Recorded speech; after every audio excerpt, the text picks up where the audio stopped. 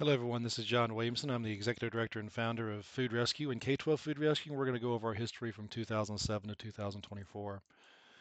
In phase one, we established and managed restaurant rescue from 2007 to 2010, where we picked up food from restaurants and took it to food pantries and taught people around the country how to do that. We had 40 chapter presidents in 19 states, and we were communicating with those agencies and those restaurants kind of as a middleman. And we signed for over $6 million in retail value food rescued with over 1,000 volunteers nationwide. In phase two, we kind of let go of being that middleman in between. We started focusing on advocacy, which would be policy change with companies to, hey, as a company, would you be willing to start developing food recovery processes and policies? And City Barbecue is an example. You can see what they were putting in their stores after we worked with them nationwide. And then we worked with Little Caesars and other restaurants around the country in order to try to change policy. And we started teaching people around the country how to support local food pantries with food recovery efforts. In phase three, from 2014 to 2017, we established 1,100 K-12 food rescue programs in schools across the country where we were empowering students to lead the Food is Not Trash movement in their school district. Indiana became the first state through the Indiana State Department of Health and Department of Education to write share table and food pantry donation guidelines, and the USDA followed shortly after. We focused on unopened food items from the trays of students that they chose not to eat to get shared or donated rather than to feed a landfill. And there's about 60 items a day that could be saved on average in a school, which to the tune of 1 billion food items that are being wasted in landfill from schools around the country. In the Indy area alone, we have connected over 125 schools that now have share tables and food pantry partners due to the tune of 1.5 million food items annually in partnership with seven of the largest food pantries in the area.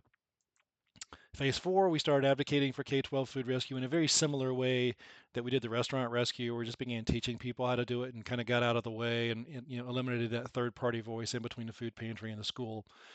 And we started streamlining that communication in that regard. Establishing a tracking tool mechanism that produces instant impact graphics and with personalized embedded photos like you see here below, sponsored by the Kroger Company Zero Hunger, Zero Waste Foundation.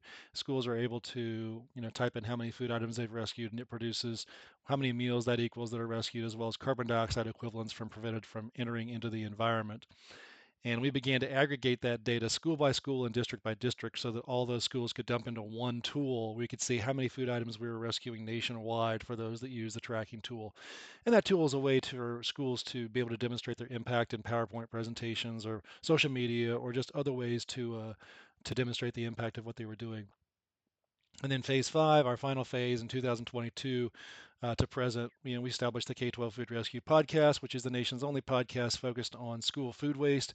We have 121 episodes from 34 states featuring students, school employees, volunteers, not-for-profit leaders that are involved in rescuing food from schools. And we promote the use of the K-12 food rescue tracking tool previously.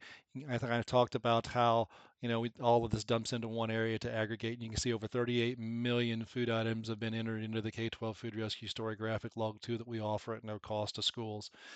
And we also provide no-cost educational getting started materials and mentoring. So anybody calls me, I will spend as much time with them walking through the getting started process. And then we promote student leader stories at foodrescue.net.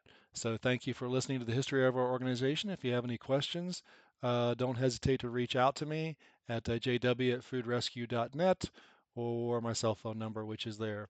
Have a great day.